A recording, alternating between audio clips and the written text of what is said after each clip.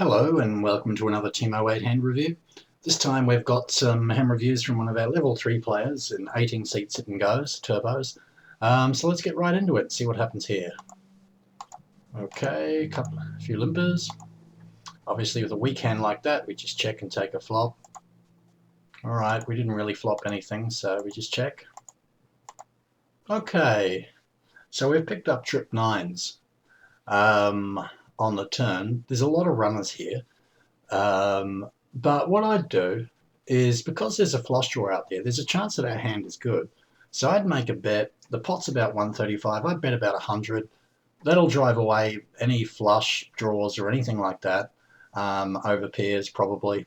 And if we got raised, we could safely fold because we really don't have any outs to catch up.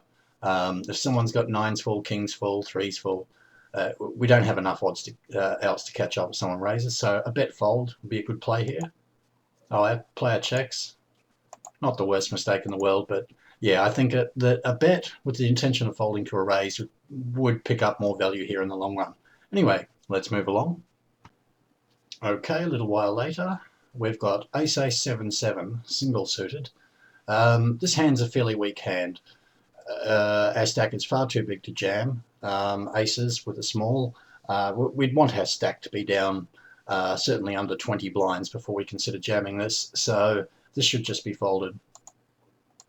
Oh, and our player makes the call. It's quite a mistake because we're just so weak on the low. We don't really want to be playing a post flop with this hand. And the other thing to remember about aces, when you make a set of aces on the flop, there is always the possibility that there will be a low by the river, which is different. For example, if you have a set of kings, a set of kings doesn't necessarily, if you've got a board like King Jack 8, King Jack 9, there's not necessarily going to be a low on the river. So playing your set and maybe trying to draw out against a straight is fine when it's a high only hand. But with a set of aces, of course, the ace that you hit on the flop is a low card. So when there's one low card on the flop, there can always be a low by the river. And usually there'll be an ace and another low card because there are, of course, more low cards than high cards. So anyway, yeah, these weak aces are hands just to stay away from. They're okay for jamming when when the stacks get a bit shallower because they're reasonably robust. You don't tend to get knocked out too often with them.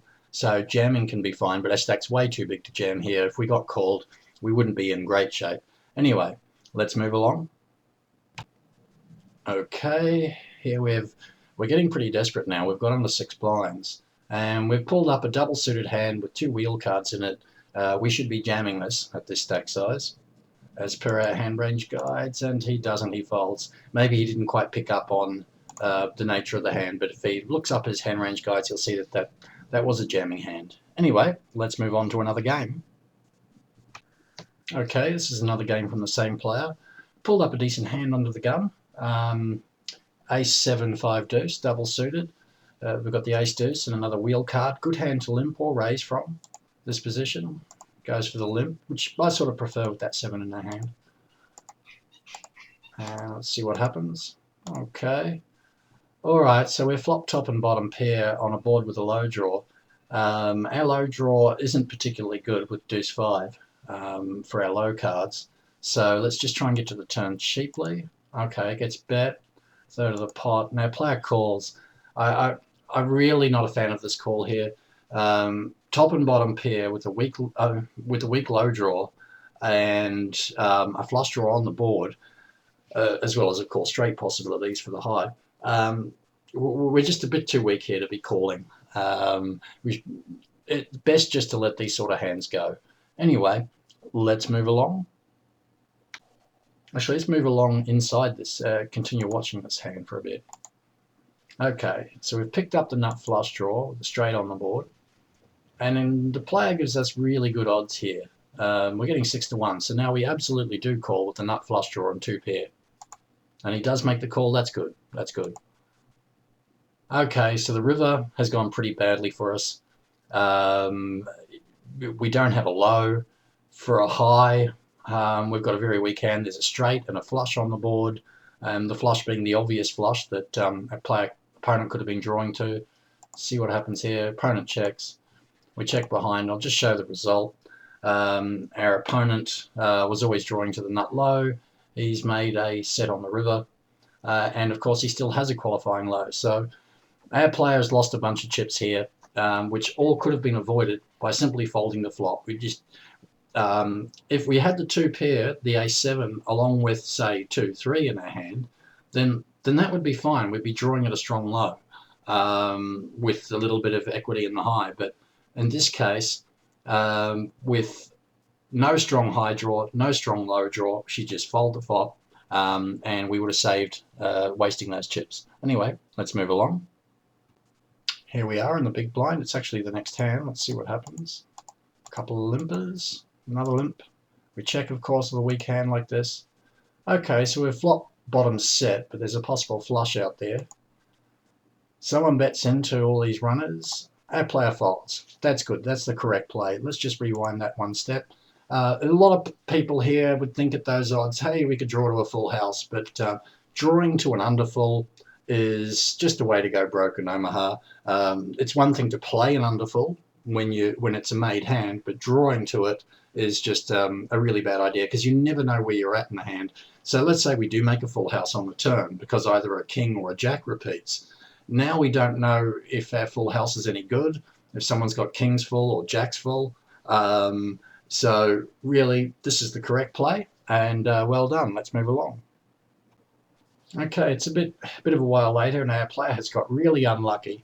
He lost a lot of chips, so he's getting pretty desperate here. He's got, what has he got here? Ace, 8, and a pair of 4s. He should jam here with the short stack. It's time, and he does. That's the correct play. Chip up or go home. We get to the next hand. Again, he's pretty desperate. Now he's got a pair, along with a couple of wheel cards. The 7's a bit weak, but still we're in the same situation. We need to chip up or go home, and he does it. That's good. Okay, let's move along.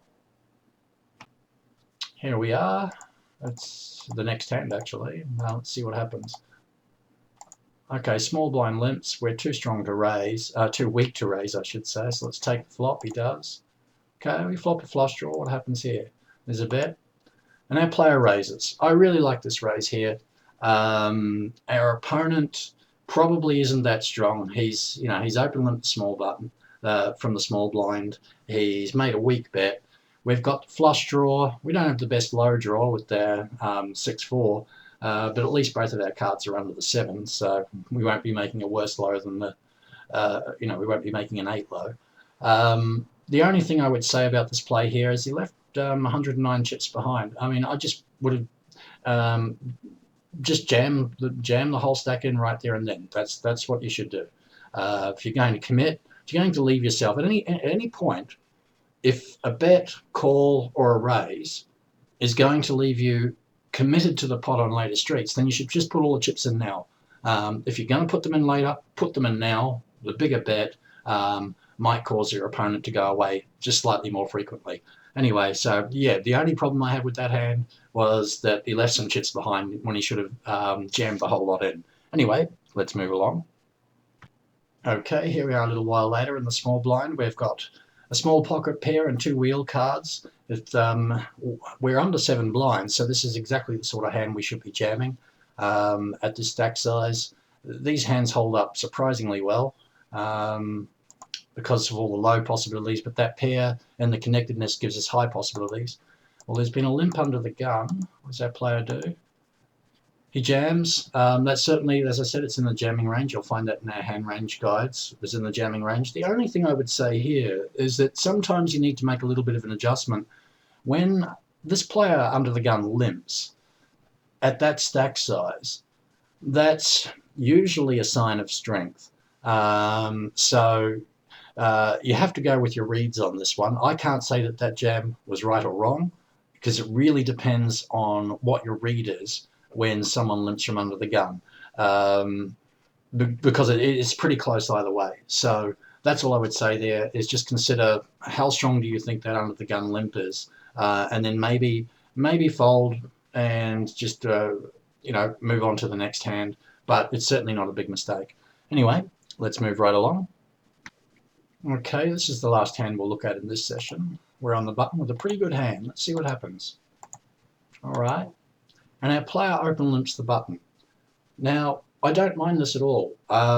Usually I prefer to be coming in for a raise from the button, but sometimes when you have a hand this strong, our ace 5-3 deuce, double suited, it can be better to try and limp in to trap the blinds into playing second best lows.